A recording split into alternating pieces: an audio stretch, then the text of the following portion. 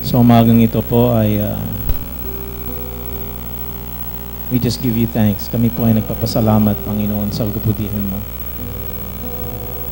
Lord, this morning, pinapanalangin po namin ang aming bansa at patuloy po kaming humihiling sa kilos mo sa aming bansa. Mula po sa aming gobyerno, sa lahat ng mamamayan, Panginoon. Lalong-lalo na, Lord, sa mga churches, mga Kristiyano sa aming bansa. Lord, kayo po ang inihiling namin na kumilos sa aming buhay. Pagkat naniniwala po kami na ang pag-asa ng aming bayan ay naka Jesus at Jesus lamang. So this morning, we give you thanks for our nation. Salamat po, Jesus. Sa laging malayang pagkakataon na ihayag ang iyong ebanghelyo, sa laging malayang pagkakataon na magpuri at magsamba sa aming mga sariling tahanan, sa aming mga sariling church buildings. Maging sa mga lansangan ay pinapayagan kami na magpuri at magsamba sa iyo. Maging sa mga eskwelahan at sa government offices, private offices. Ito po ay isang bagay na malaking karangalan sa amin, Panginoon. Pinagpapasalamat po namin, Jesus, na hanggang ngayon, malaya pa rin kami na nakakapagpuri at samba sa iyo. So Lord, we pray for the church of this nation na kailanman, Panginoon, hindi namin we will not take for granted itong pagpapala na ito, Panginoon, na hindi nararanasan ng lahat ng tao sa buong mundo. It is truly a privilege para sa amin. We give you thanks, Father. We give you praise. Panginoon, patuloy po kaming nananalangin para sa mga churches ng Olongapo, mga pastors, Panginoon, mga missionaries, different Christian organizations here sa Olongapo. Napag-isahin mo po kami, Panginoon. Bind us together. Na maintindihan namin, Lord, ang kahalagahan ng aming pakikipag-isa sa iglesia, Panginoon. Lord, that we would be united in Christ Jesus. We just pray, Father, for the unity. Maging sa local body na ito, Panginoon, the Church of the Risen Christ, we pray, Father, that you would unite us here. Pag-isahin mo po kami, Panginoon. Lord, pinapanalangin po namin this morning, Pastor Jesse and kanyang family. Lord, just bless them. Sa habang sila po ay nasa vacation, just protect them, Lord, and let your presence be with them, Father. This morning, sa aming pagsasamba sa iyo, Panginoon, kami po ay nagagalak that your presence is here and that you never leave us nor forsake us. We give you praise. Pinasasalamatan ka namin, Panginoon. And lastly, this morning, pinapanalangin namin patuloy si Pastor Buddy, Panginoon, na kasalukuyan nasa hospital. And we just pray for your divine healing and let your will be done in his life at sa kanyang family. Kayo po ang kumilos sa kanila. We give you praise in Jesus' name. Purihin po natin ang Panginoon. O Diyos, salamat, Panginoon.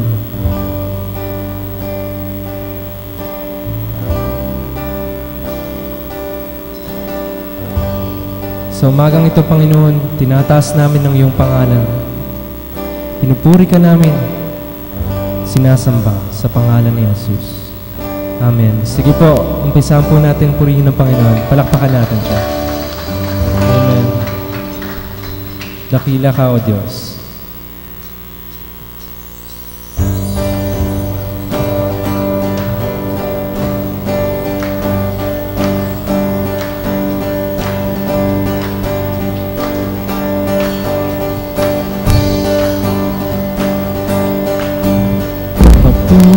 Puring alay para sa aming Diyos, sa iyo, O Diyos. Puso namin pag-asa'y tanging sa iyo, sa iyo, O Diyos. Sa bawat araw, ang lakas mo ay naroon. Pinapawi bawat takot sa buhay ko, sa buhay buhay ko. Hosana, Hosana, Diyos na tagapagligtas, papuri ngalay sa'yo lang. Hosana, Hosana, maghari ka sa aming buhay, dito sa aming puso.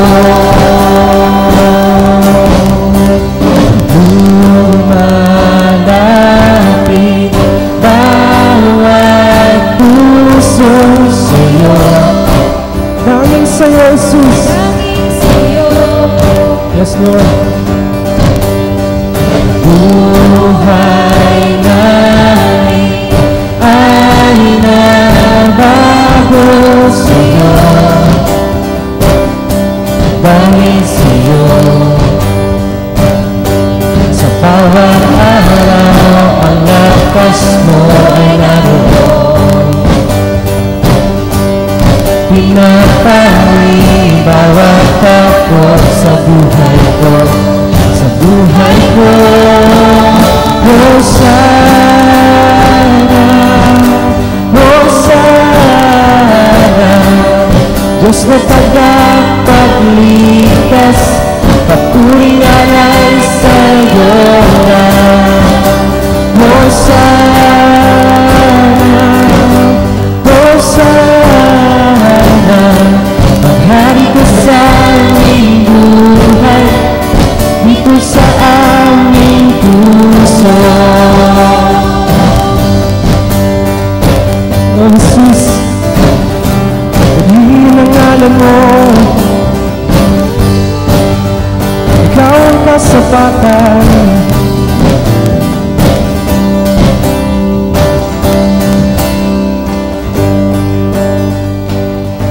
Ikaw ang kasapatan, Panginoon.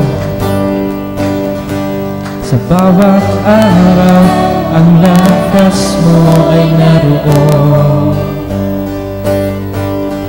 pinapawi bawat takot sa buhay ko. Sa bawat araw, sa bawat araw, ang lakas mo ay naroon,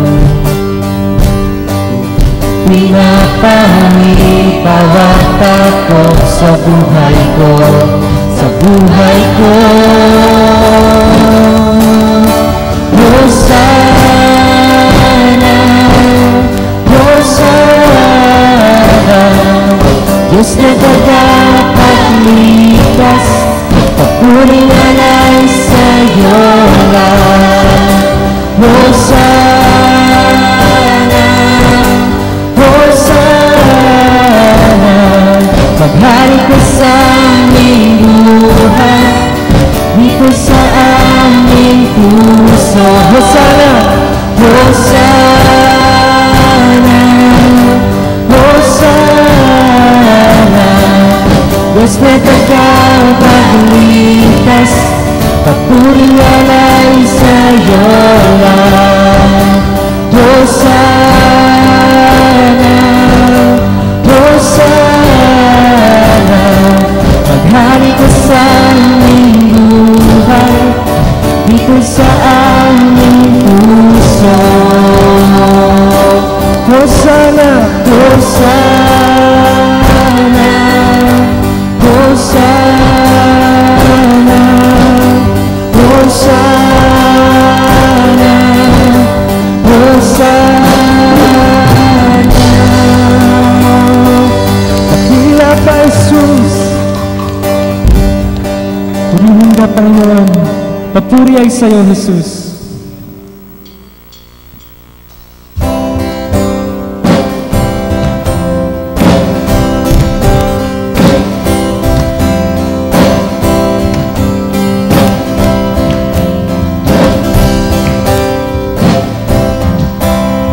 Panginoon, tiwala ko'y sa'yo.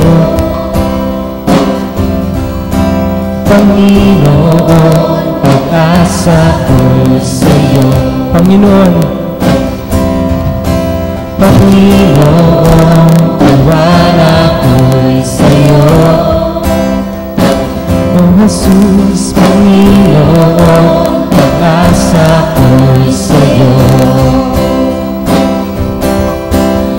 iyo mayroong kapayapaan. Sa iyo mayroong kalakasan.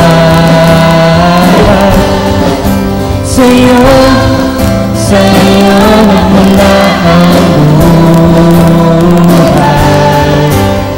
Lahat ay aking gagawin, O Diyos, ikaw ang susundin, maging sa aking pag-awit. Papuri ay sa iyo, papuri ay sa iyo, Panginoon, maglilingkod ako. Panginoon, magsisindi sa iyo. Panginoon, lahat ay aking alay sa iyo. Panginoon, buhay ko ay sa iyo. Sa iyo mayroong kapayapaan. Sa iyo mayroong kalakasan.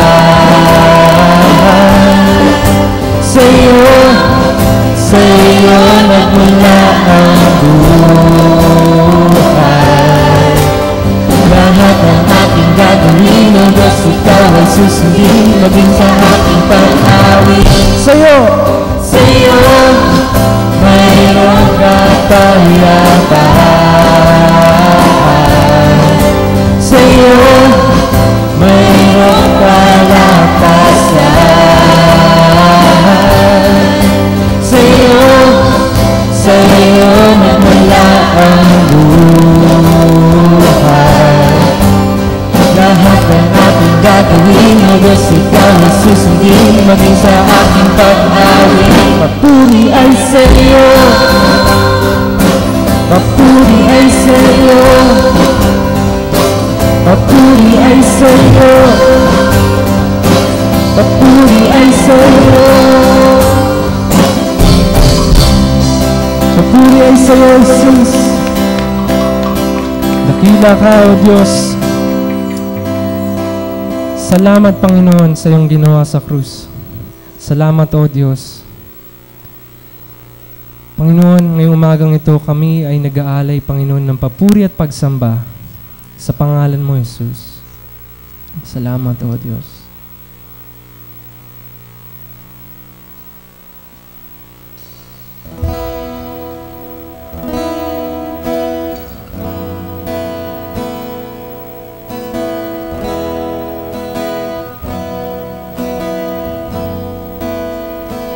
Lumapit po tayo sa Panginoon.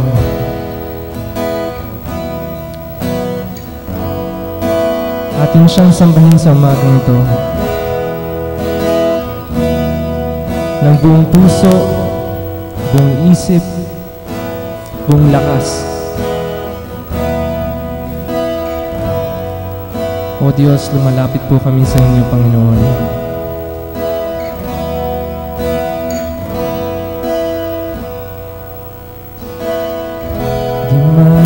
Kumpara ang pag-ibig mo, Diyos. Walang lilim sa iyong liwanag. Walang makalapit sa kabanalan mo, O Diyos ng langit at ng lupa. Dahil sa iyong dugo at sa iyong pag-ibig lalapit,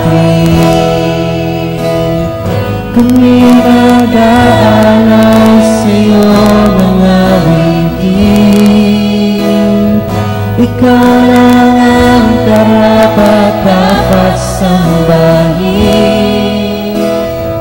Jesucristo ay iyong tanggapin. Kami mag-aalay ng awitin.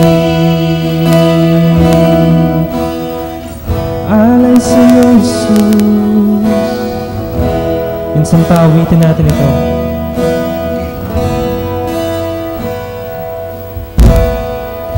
Di maikumpara ang pag-ibig mo, Diyos. Walang iling sa'yo ang liwanag. Walang makalapit sa kabanalan mo. O Diyos na langit at ng lupa, dahil sa iyong dugo at sa iyong pag-ibig kami mag-aalay sa iyong mga bibig. Ikaw lang ang karapat-dapat sambahin. Jesucristo, nawa iyong tanggapin. Kami mag-aalay ng awitin. Kami mag-aalay sa iyong awitin. Ikaw lang ang karapat-dapat sambahin. Jesucristo, nawa iyong tanggapin. Kami mag-aalay ng awitin. Kami mag-aalay ng awitin. Kami mag-aalay ng awitin. Kami sa Jesus,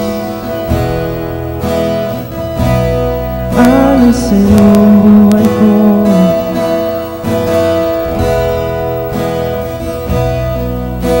O purihin ka, Jesus.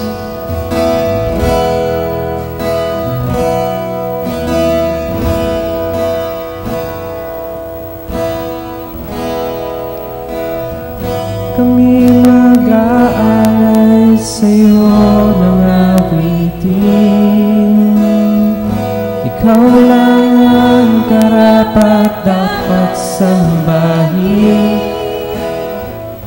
Jesucristo, nawa iyong tanggapin. Kami mag-aalay ng awitin. Kami mag-aalay sa iyo ng awitin. Ikaw lang ang karapat-dapat sambahin. Jesucristo, nawa iyong tanggapin. Kami mag-aalay ng awitin. Kami mag-aalay ng awitin. Kami mag-aalay ng awitin. Dakila ka, O Diyos, purihin ka, Jesus. Para sa iyo ang awit na to.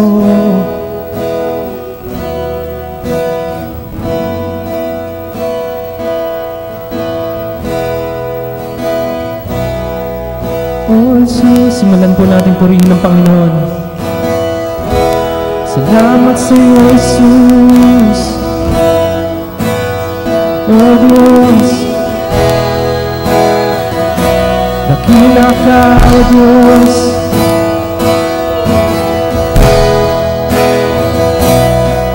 Salamat, salamat.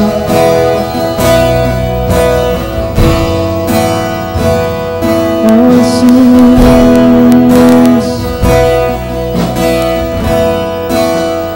hallelujah. Purihin ang ngalan mo, Panginoon, sa umagang ito. Nawa, Panginoon, naging kalugod-lugod kami sa inyong harapan. Panginoon, nawa, narinig niyo po ang aming papuri at pagsamba.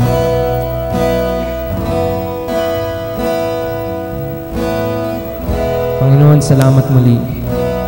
Pinupuri ka namin, dinadakilang iyong pangalan. O Jesus, sige po, palakpakan natin ang ating Diyos.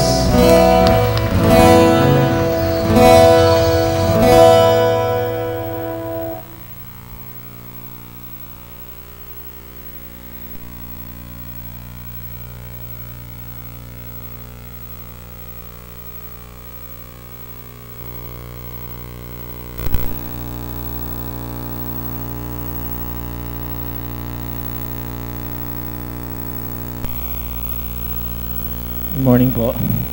Announcements for this morning ay first of all, yung ating pong Wednesday service 7 p.m. hanggang 8:30 in the evening.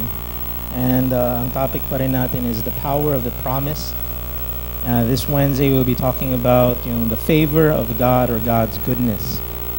And also, meron po tayong youth camp.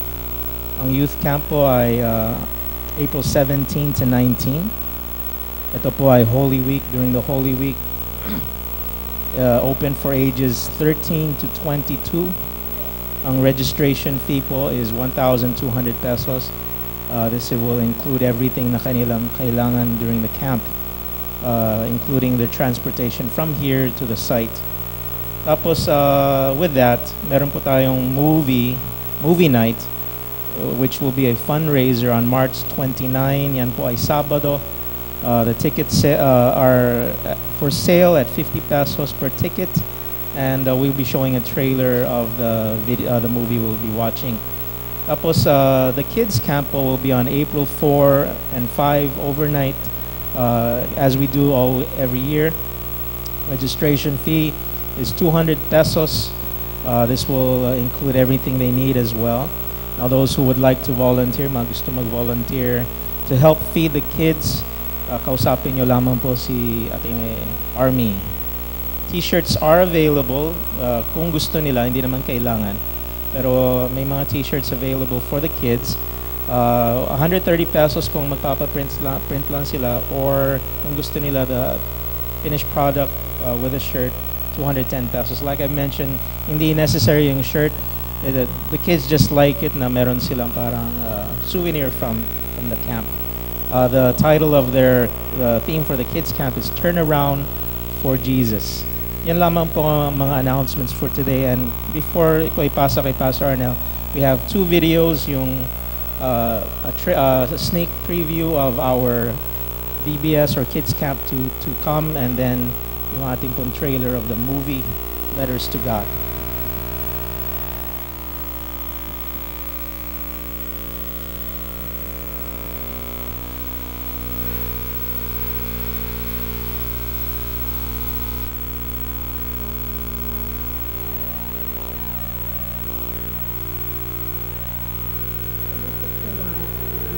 But it'll be okay. Letters to God.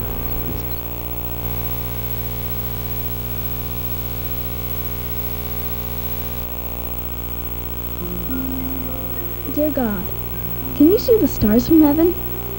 My mom says I'll be sick for a while, but it'll be okay. Letters to God. This kid on my route is writing these. So what am I supposed to do with these? It's your journey, Brady. Everything I touch turns to dust. I can't hold on to anything. It seems to me that God put these letters in your hands for a reason. Trust God, Maddie. Whatever His will, Maddie. You know what? I don't agree with His will, Mom. I'm going back to school today, right? What do you think, Sam? I think he's ready. Nice. Are you on a team? I haven't played since I got sick. I want to, though. Thank you for taking some time with Tyler. I really appreciate that. God, I really just wish my mom would laugh. Could you send someone that can make her happy? sometimes I think that gorgeous smile of yours is about the only thing that keeps me going. When people see how strong and brave you are, it makes them take a look at their own lives. It took Tyler's letter to God to show me what I wasn't seeing. You know that God picked you. He picked you to be my mom.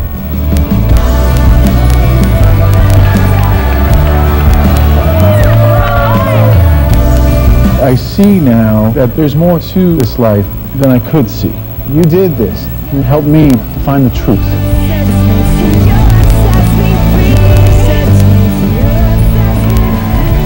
All in all, God, it was a very good day.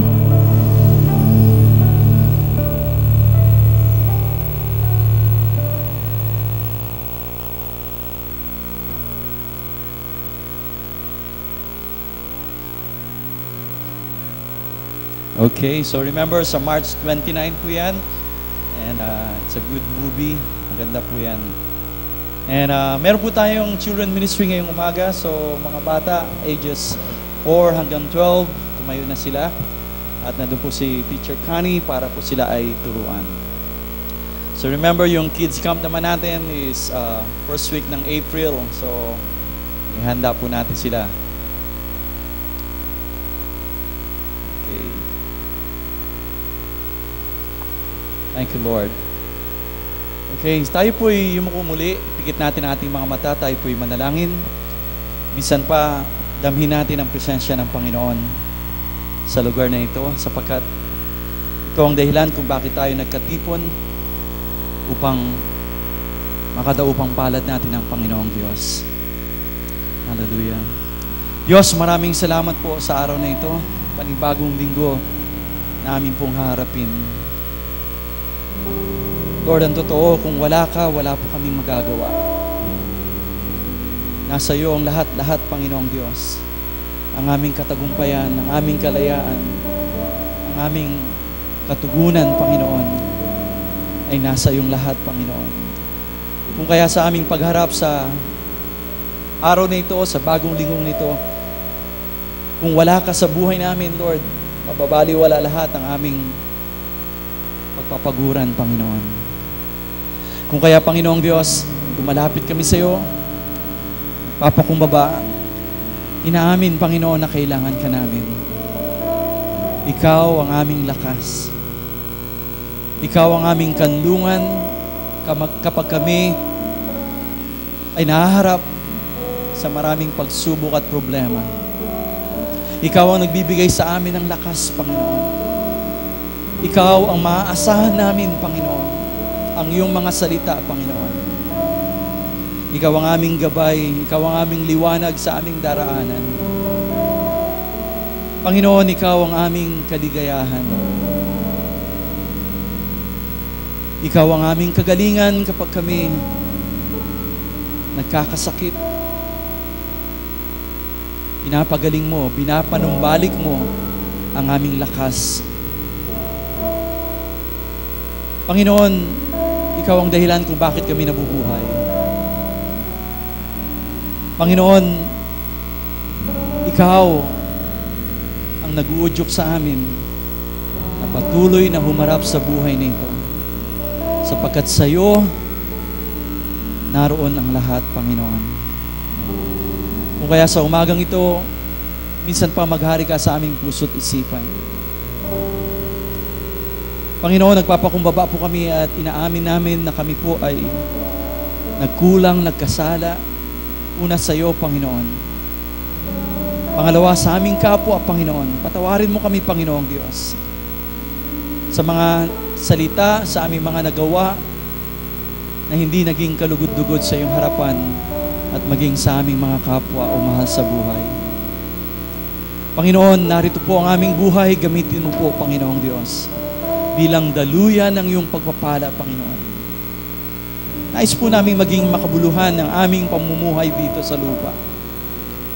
Kung kaya, Panginoong Diyos, gamitin mo ang aming buhay sa anumang kaparaanan na nais mo, Panginoon. Gamitin mo ang aming buong katauhan, Panginoon. Nawa matutunan naming ibigay ang aming buhay Katulad ng pagbigay mo sa amin, Panginoong Diyos. Salamat, Panginoong Diyos, sa umagang ito, Ikaw ay nakadaupang palad namin. Inaanyayahan namin ang iyong banal na Espiritu na siya pong patuloy na mangusap sa amin. Hindi lamang sa mga sandaling ito, Panginoon, habang kami po ay nabubuhay, habang kami po ay humaharap sa buhay, mangusap ka po. Salamat at pinangako mo na hindi mo kami iiwan o pababayaan man, Panginoon. Ikaw ay laging naroon. Ikaw ay kasama namin. Maraming salamat po. Pinupuri ka namin, sinasamba. Ito pong aming dalangin sa tanging pangalan ni Jesus. Amen. Palakpakan natin ang Panginoon. Amen. Hallelujah. Kamusta po tayo? And alam nyo, kapag kasama natin ang Panginoon, hindi dapat tayo matakot. Of course, meron pa tayong mga pangamba, natural yan, pero pagkasama natin ang Panginoon, alam natin na ang Diyos ay gumagawa sa lahat ng bagay sa ating buhay. Amen? Amen. Hallelujah. Thank you, Lord. Nung nakaraang linggo po, na-share ko po patungkol sa ating puso, na sabi doon sa talatang binasa natin, bantayan natin ang ating mga puso sapagkat kung ano yung nasa ating puso, yan ang lumalabas sa ating mga bibig. Okay? Alam nyo, isa sa mga pangunahing problema natin ng tao ay ang kanyang dila o pananalita. Pag-usapan po natin ngayon, umaga, yung ating pananalita, yung ating dila, yung ating bibig. Yan. So, minsan ito po ang nagiging problema ng tao, ng kahit mga anak ng Diyos, yung ating bibig. At napakahalaga po na maintindihan natin kung paano yung ating mga salita, yung ating bibig, yung lumalabas dito sa ating bibig ay maingatan natin. Unang talata natin is in Proverbs 18 verse 21. Proverbs 18 verse 21. Ito po nakalagay dito sa Proverbs 18 verse 21. Sabi dito, ang buhay at kamatayan ay sa dila nakasalalay. Makikinabang ng bunga nito, ang dito ay nagmamahal. Another translation, sabi doon, ang kamatayan at ang buhay ay nasa kapangyarihan ng dila. Ang umiibig sa kanya ay kakain ng kanyang mga bunga. And nais ko rin basahin sa wikang Ingles dahil minsan lalabas ito ng mga kaunawaan sa ating isipan. In verse 21 dun sa wikang Ingles, sabi doon, what you say can preserve life or destroy it.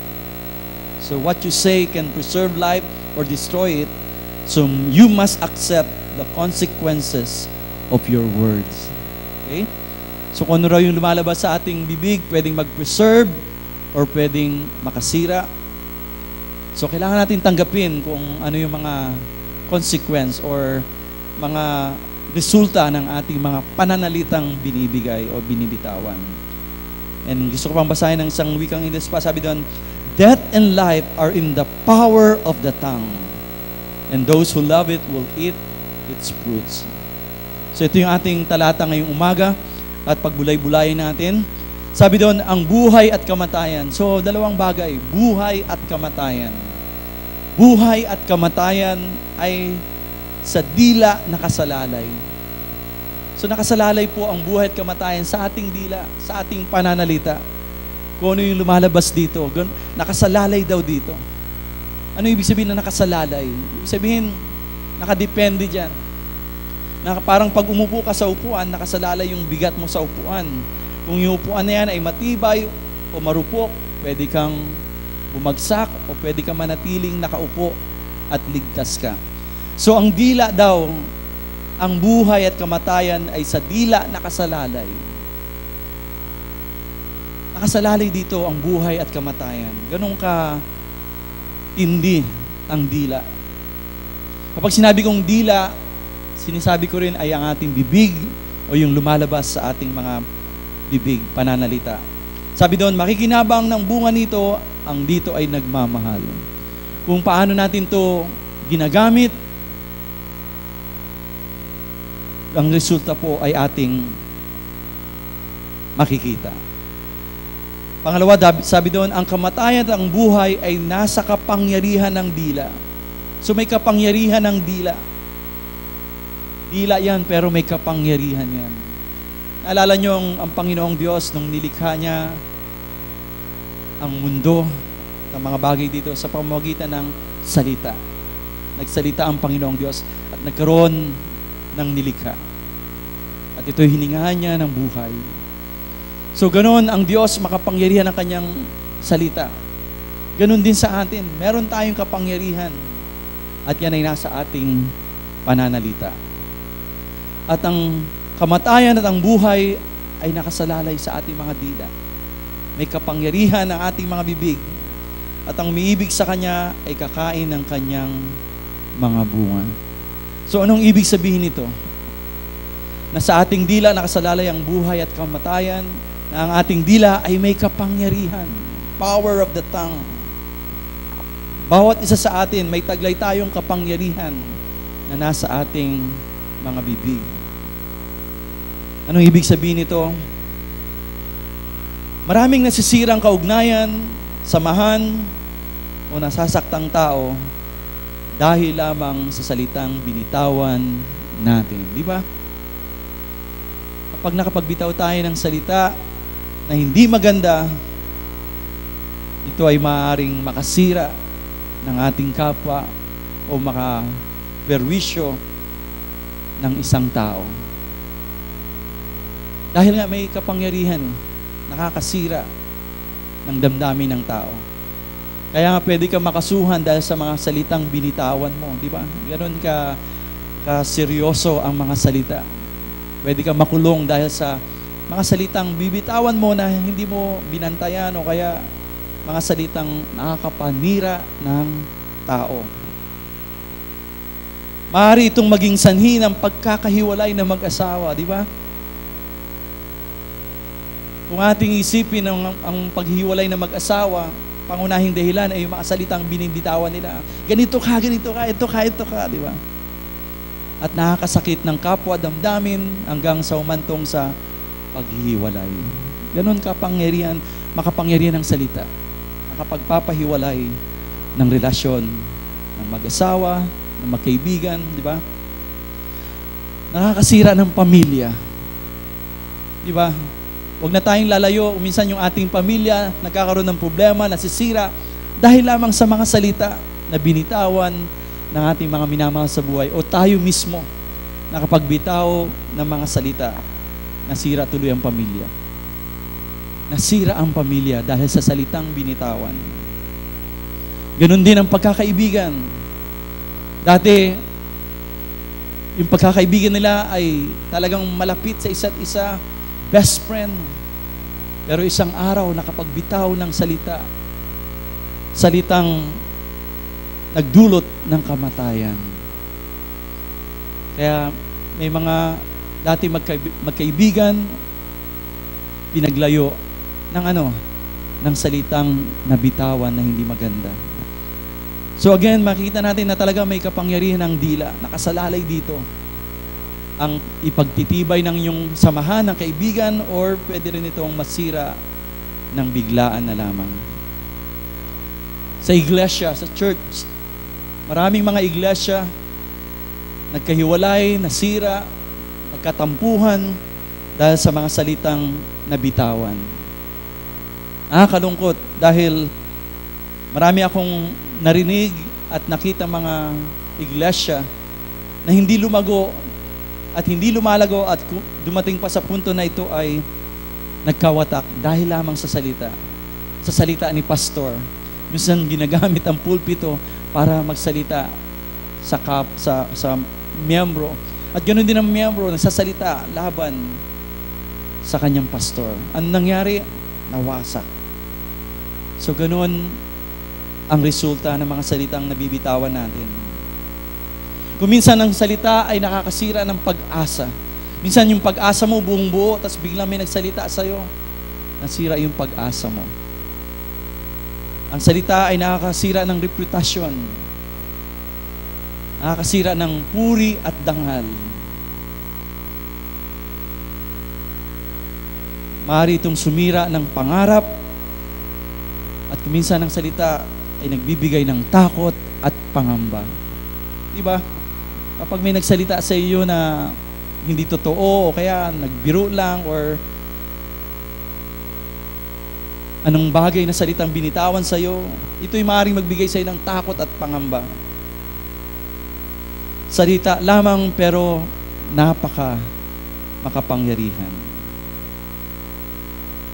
Sabi dun sa Proverbs 15 verse 4, ngunit ang matalas na pangungusap ay masakit sa kalooban. Bawat sa atin, di ba, minsan nakakatanggap tayo ng salita na matalim. Kaya minsan sinasabi natin, ang talim ng kanyang salita, yung pangungusap niya matalim. Dahil tulad ng patalim, sumusugat, masakit.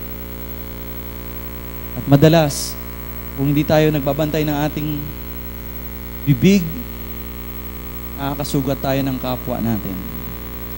Matalas na pangungusap ay masakit sa kalooban.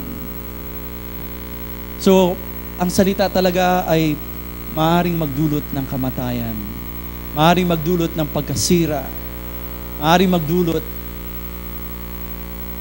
ng mga negatibong bagay sa ating buhay at sa ating kapwa.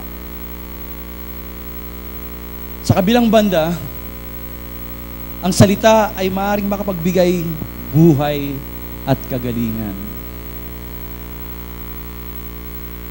Proverbs 15 verse 4. Sabi dito, ang magiliw na salita ay nakapagpapasigla ng buhay o sa buhay.